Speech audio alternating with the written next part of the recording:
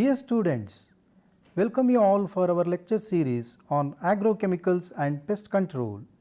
In today's episode, we are going to discuss about the topic fungicides.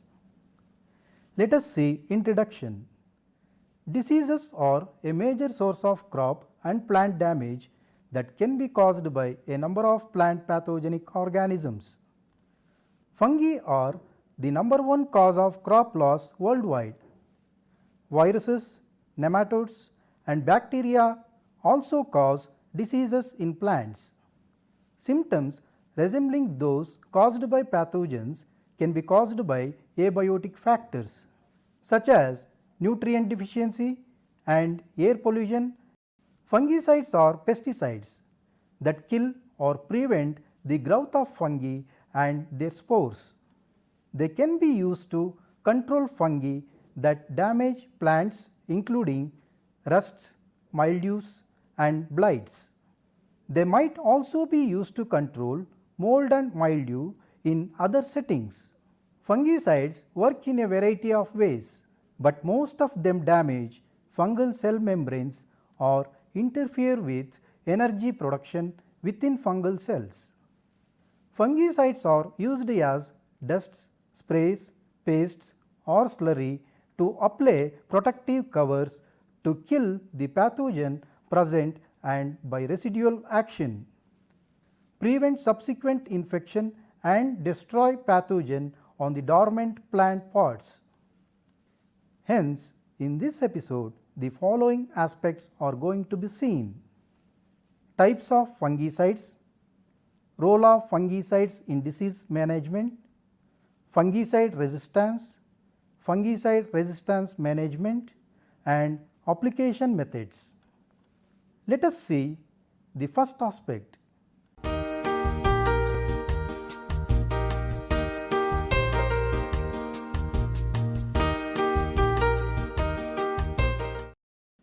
Fungicides are categorized in several ways based on different characteristics. The most common characteristics used and the categories are as follows: mobility in a plant, contacts or systemics. Contact fungicides, also called protectants, remain on the surface of plants. Many contacts are potentially phytotoxic, means toxic to plants and can damage the plant if absorbed. Systemics, also called penetrants, are absorbed into plants. Some systemics move very short distances from the site of application, such as across a leaf blade from one surface to the other.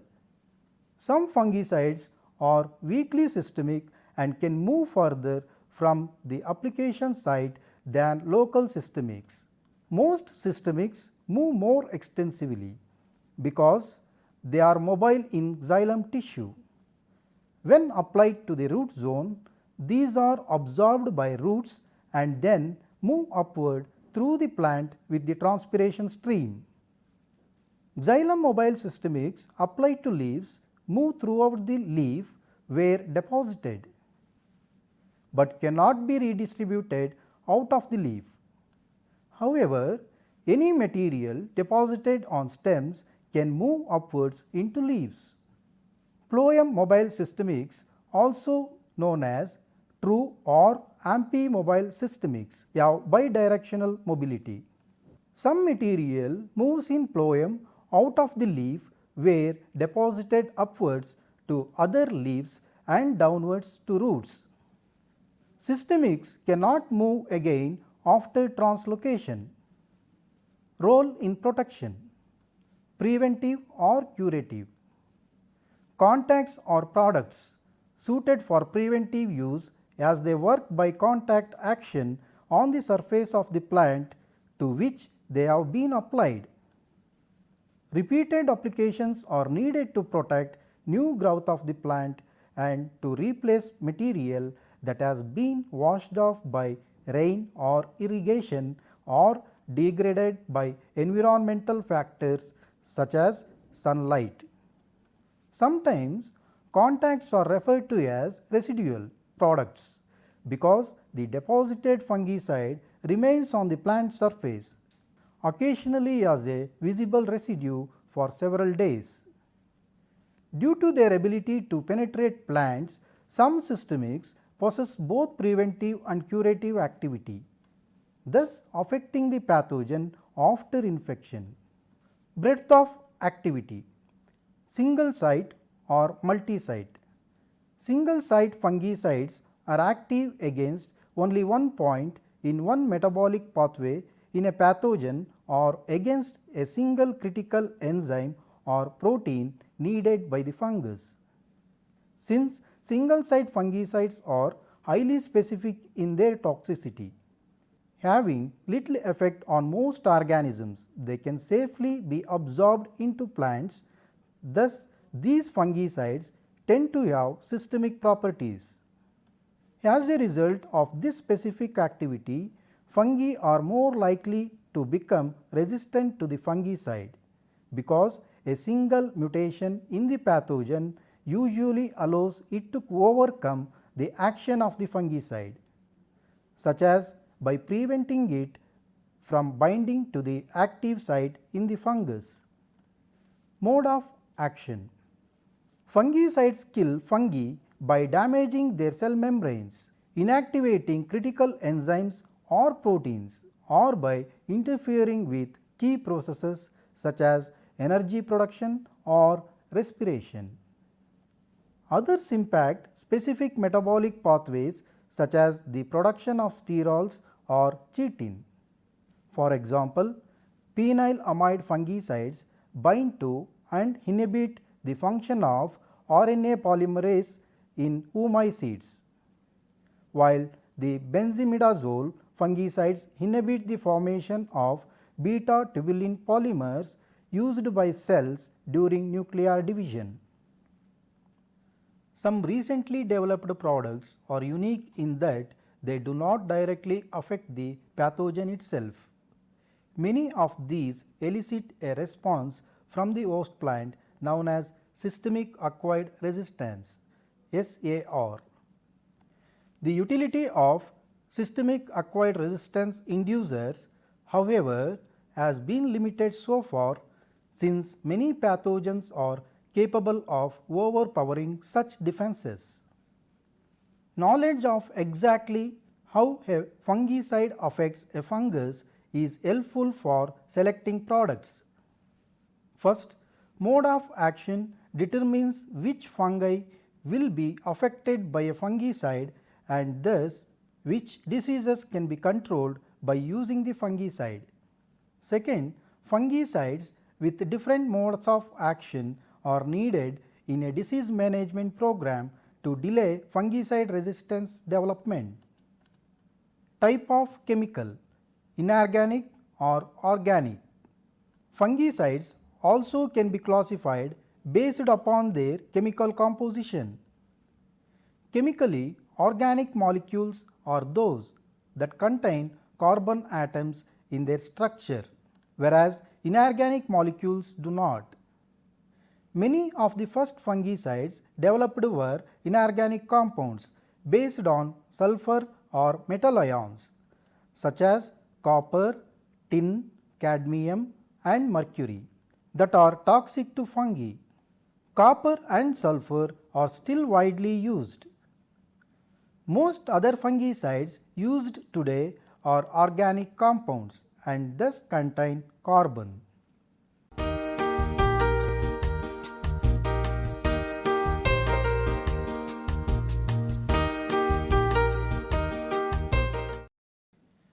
Now we will come to second aspect, role of fungicides in disease management. Plant diseases are best managed by integrating a number of control practices that may include crop rotation, selection of disease tolerant or disease resistant crop cultivars, time of planting and level of fertilization, microclimate modification, sanitation, and application of fungicides. Fungicides are often a vital part of disease management, as They control many diseases satisfactorily. Cultural practices often do not provide adequate disease control. Resistant cultivars are not available or not accepted in the marketplace, and certain high value crops have an extremely low tolerance for disease symptoms. In contrast with most human medicines, most fungicides need to be applied before disease occurs or at the first appearance of symptoms to be effective. Unlike many diseases of humans and animals, the damage caused by diseases on plants often does not go away, even if the pathogen is killed. This is because plants grow and develop differently than animals. Fungicides can only protect new uninfected growth from disease. Also, few fungicides are effective against pathogens after they have infected a plant. Fungicides that have curative properties, which mean they are active against pathogens that have already infected the plant, tend to have a higher risk of pathogens developing resistance to the fungicide. A resistant pathogen is less sensitive to the action of the fungicide, which results in the fungicide being less effective or even ineffective. Since these curative fungicides must be able to penetrate into plants and selectively kill the invading fungi. They are designed to target specific enzymes or proteins made by fungi. Since the mode of action of these fungicides is so specific, small genetic changes in fungi can overcome the effectiveness of these fungicides, and pathogen populations can become resistant to future applications.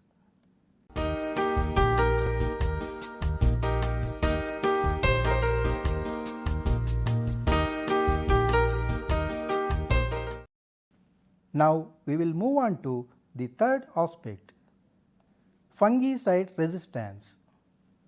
Fungicide resistance is a stable heritable trait that results in a reduction in sensitivity to a fungicide by an individual fungus. This ability is obtained through evolutionary processes. Fungicides with single site mode of action are at relatively high risk for resistance development compared to those with multi-site mode of action.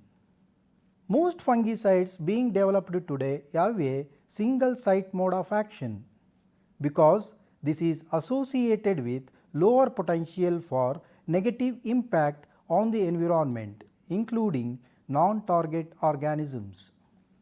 Mechanism of fungicide resistance. There are several ways that populations of fungi can become resistant to fungicides. These include altered target site. A fungicide has a specific target site where it acts to disrupt a particular biochemical process or function.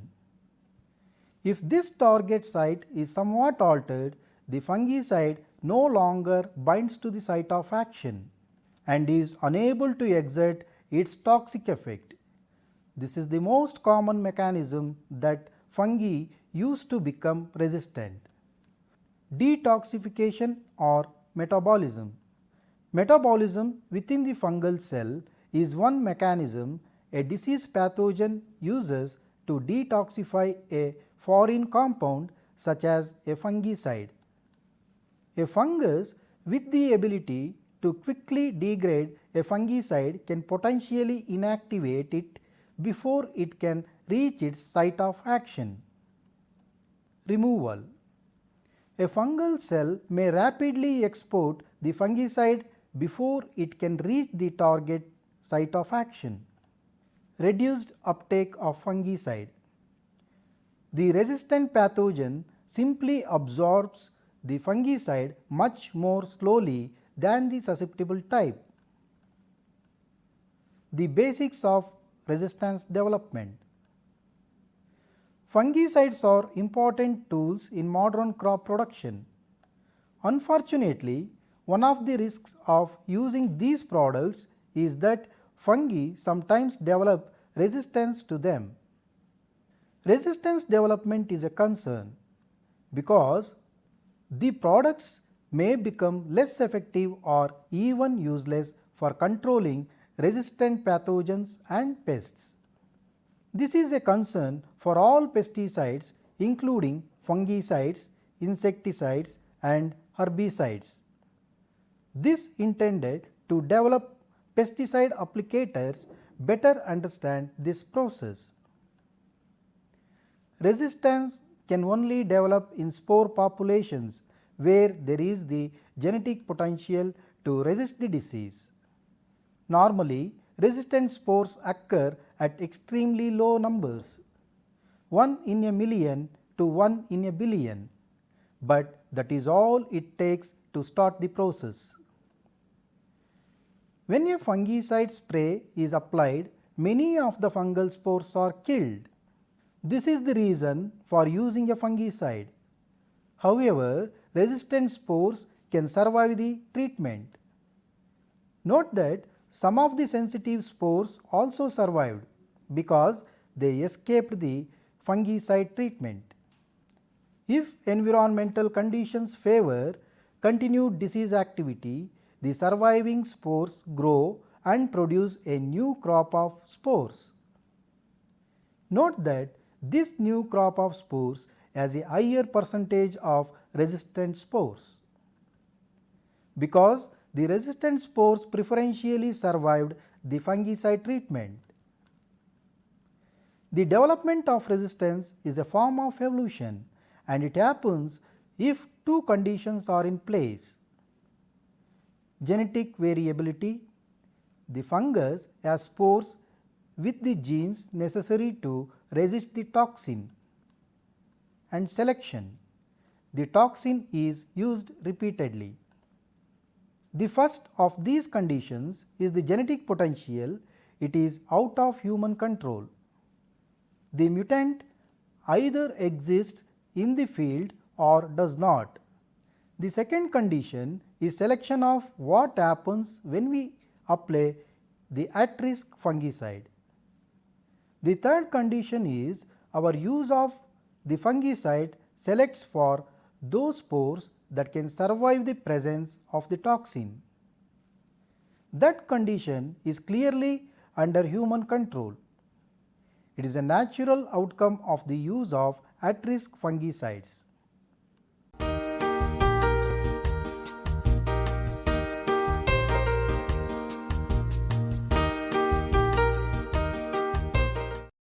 Let us see the fourth aspect, fungicide resistance management.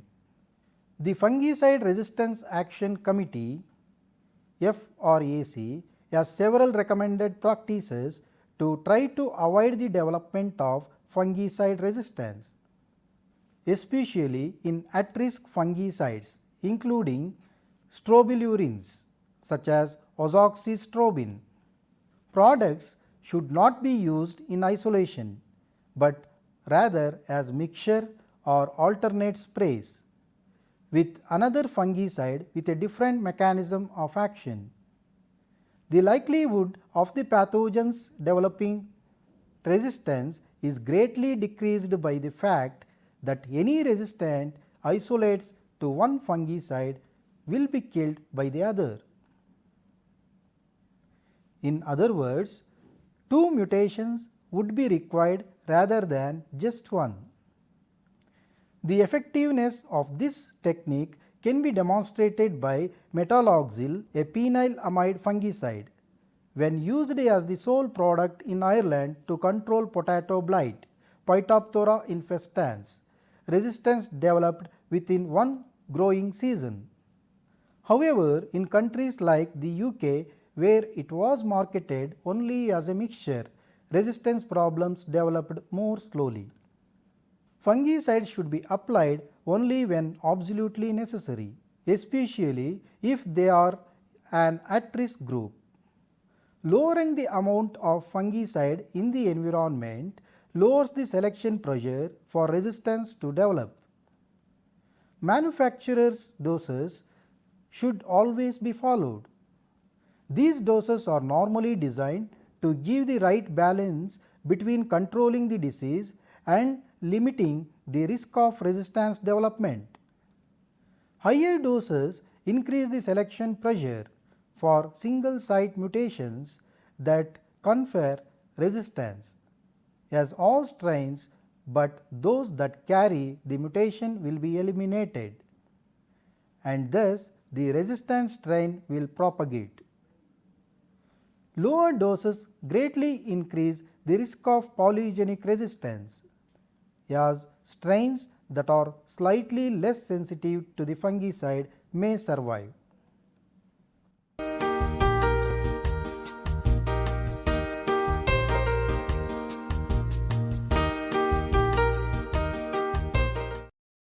Now we will come to the fifth aspect, application methods. Fungicides are applied as dust, granules, gas and most commonly liquid. They are applied to seed, bulbs, roots of transplants and other propagative organs. These treatments are usually done by the seed company. Some treatments need to be done by the grower on site at the time of planting. The goal is to kill pathogens that are on the planting material or to protect the young plant from pathogens in the soil. Fungicide are applied to soil either in furrow, at planting, after planting, as a soil drench including through drip irrigation, or as a directed spray around the base of the plant. Fungicide are applied to foliage and other above ground parts of plants by means of a sprayer. Fungicide are applied to inside of trees via trunk injection. Fungicide are applied to air in enclosed areas such as greenhouses and covered soil. Fungicides are called fumigants when applied as a vapor active chemical in the gaseous phase. Some fumigants are also active against nematodes, insects and weed seeds. Fungicide are applied to harvested produce as a dip or spray in the packing house. Fungicides are used as a formulated product consisting of an active ingredient plus inert ingredients that improve the performance of the product. Fungicides are typically mixed with water when applied by spraying. Application equipment ranges from small handheld and backpack sprayers to large spray units carried by tractors or aircraft. A few fungicides are applied as dusts. Fungicides can also be applied in greenhouses as smoke, mist, fog or aerosol. Coverage of all parts of the plant susceptible to the disease is critical, because very few fungicides can move adequately throughout a plant.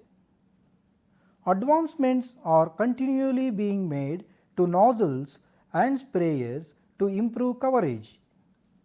For many diseases, effective control necessitates multiple applications of fungicides, sometimes as frequently as every 5 days.